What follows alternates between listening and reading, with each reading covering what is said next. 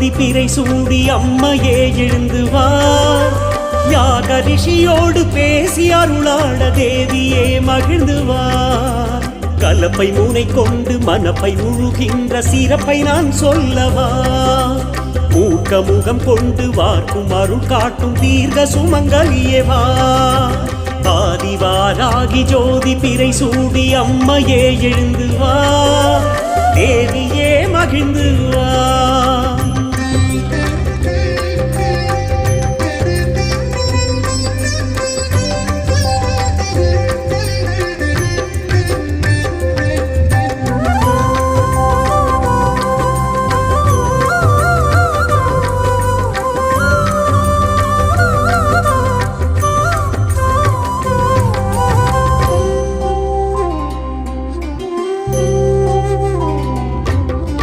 கருங்கல் பீடத்தில்